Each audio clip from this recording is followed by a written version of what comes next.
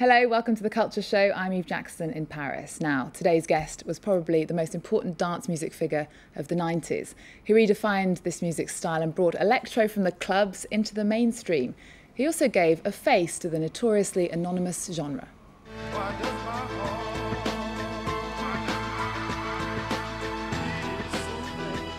It's always been about finding an answer. Why does my heart feel so bad? Moby asked in his 1999 album Play. At that time, he was sharing his doubts, emotions, ups and downs with a huge fan base across the world, selling 10 million copies of the record. But it wasn't about selling the most records, and before becoming the new pope of electronic music, the New York-born musician spent some years finding his feet. First a punk rocker, he became a DJ and started producing dance music at the beginning of the 90s.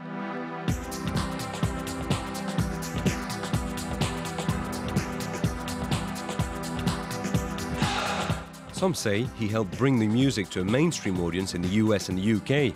His style was intriguing, new and fresh, but more importantly, Moby emerged as a generous artist, both with his fans and his fellow human beings. Nearly 20 years later, he still performs on benefit concerts and works with several charities, including the Humane Society, an animal protection organization. Whether it's age and experience or the teachings of the Bible, Moby seems to have found some peace of mind. It's time, he says, people stopped dreaming their lives in terms of market shares. His latest work is more personal, a long way from the standards of the music industry. It might once again take fans by surprise, but it's sure to keep their ears and eyes wide open.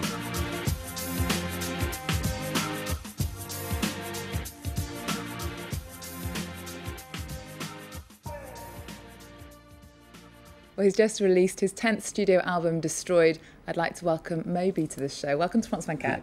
It might be the 10th. I'm not sure, because in the course of my career, I've made a lot of albums. When I was first signed to a record company, I was the only artist on the label, and they wanted to make it seem like they had other artists, so they gave me a bunch of different names. Okay. And at one point, they actually released a compilation album, and it looked like it had like 6 or 7 different artists on it, and it was just me under different names. So when people say that this is my 10th album, I have no idea. It's a nice round number. 10, it sounds good. It sounds good, okay. Now maybe you are hugely famous. Kind of you to say. But you don't seem to be like one of the diva stars. You don't have big tantrums, apparently. Well, we haven't seen them anyway, and you don't seem to have massive breakdowns. You seem to be a generally nice guy. Is that the case? I don't think I have a lot of perspective on myself. So I think if I was a sociopath, I would sit here and say I was a really nice person. Like people who are misanthropes and sociopaths, I think they go to sleep thinking they're the greatest people on the planet. So, but I guess if possibly I am a nice person, or I don't take myself too seriously, it's the product of the fact that I never expected to have a career as a musician. And whatever success I've had has been really strange and completely accidental, and it also happened later in life.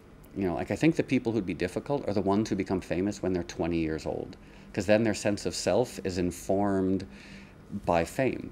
And when I was 20 years old, I was living in an abandoned factory, returning cans with homeless people so I could have enough money to eat. And so that's where my sense of self comes from. So everything else, fame, success, seems like an arbitrary accident to me. But you're also a bit of a controversial figure. I mean, lots of people in the techno scene, in the dance scene, haven't been fans of you. And like people like Eminem have been quite outspoken about how they don't like you. I mean, what are you doing that's winding people up, do you think? It's a good question, and one that I've asked myself a lot. I truly don't know. I seem to have this innate, unique ability to irritate people or to make them dislike me. I don't know what it is, except there's an episode of The Simpsons where Lisa Simpson is being picked on by a bully, and they have no idea why the bully is picking on her. And it turns out that the bully is allergic to nerd sweat.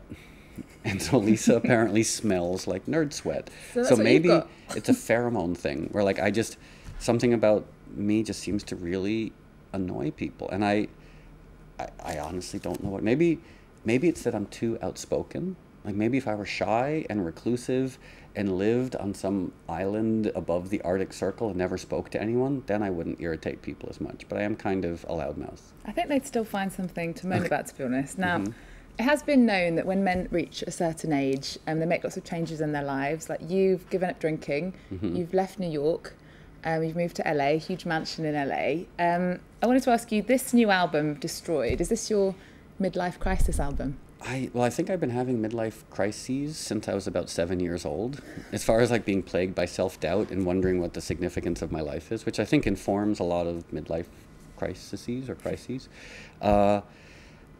This album, Destroyed, it's more me, to an extent, turning my back on any idea of commercial viability, for a few reasons. One, the music business is a disaster. So anyone who aspires to commercial success in 2011, it's a fool's errand. And because first of all, no one buys records anymore. And I, for the life of me, can't figure out why certain records are commercially successful and others aren't. So that's why at this point in my life and my career, I just try and focus on making music that I love. And if people like it, that's fine. And if they don't, that's okay too. Okay, well, let's have a little listen to a song off the new album. This is called The Day, and it's from the new album Destroyed. Always dreaming of the edge of the night. She always looked backward tonight. Couldn't sit here for even 10 minutes or more.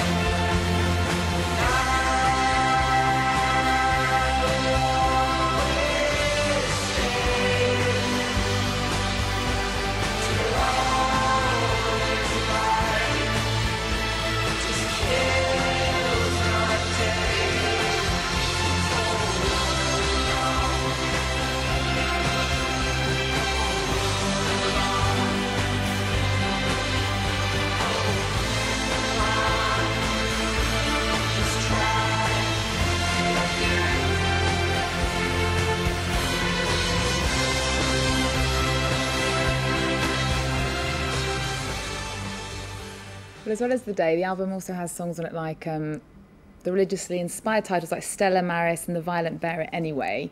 I wanted to talk to you a little bit about Christianity, because for some people I think they find it quite shocking that such a dance music icon could also believe in God.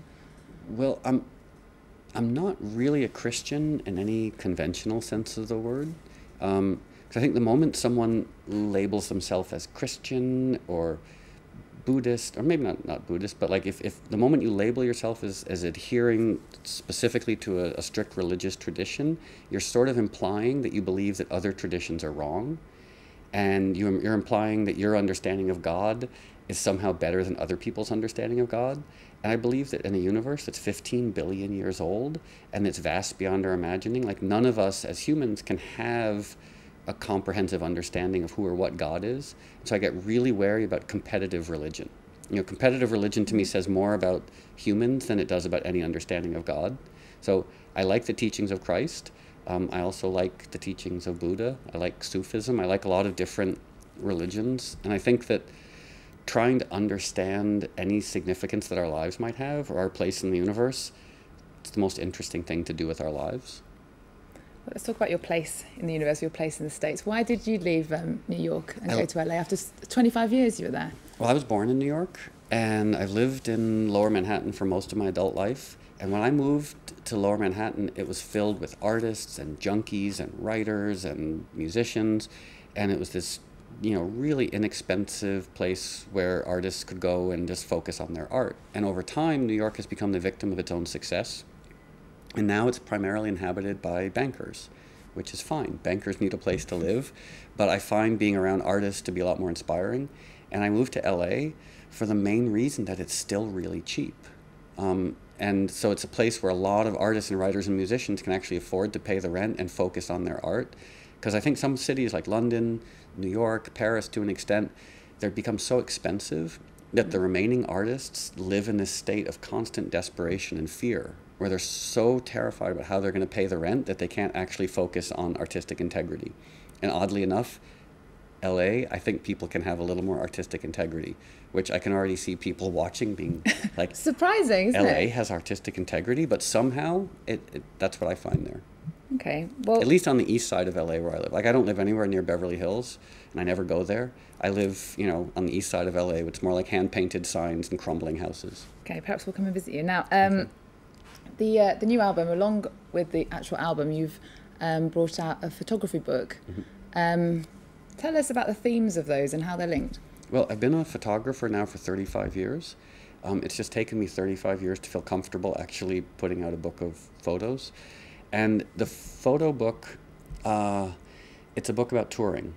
And normally when people have documented touring, they document the glamorous side of it or the gritty side of it. You know, pictures of Led Zeppelin on their private plane or Bob Dylan backstage tuning up a guitar.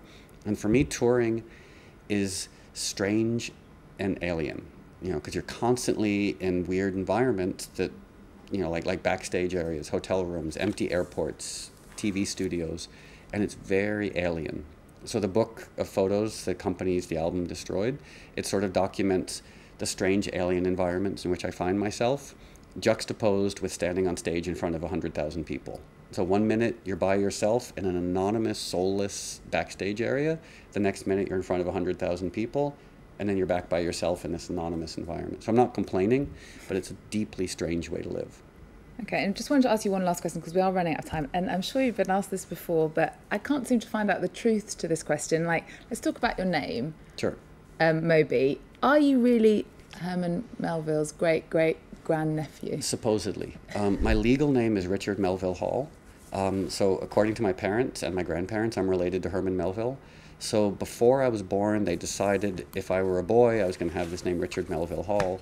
And then after being born, they looked at me and they realized Richard Melville Hall is a fantastic name for a lawyer or an accountant, but not so much for a 10-minute-old baby. So as a joke, they started calling me Moby. And now 45 years later, I'm still saddled with my infant joke nickname.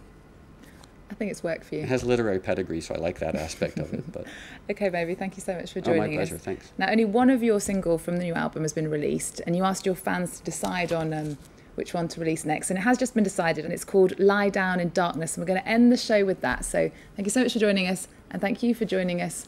I'll see you again tomorrow.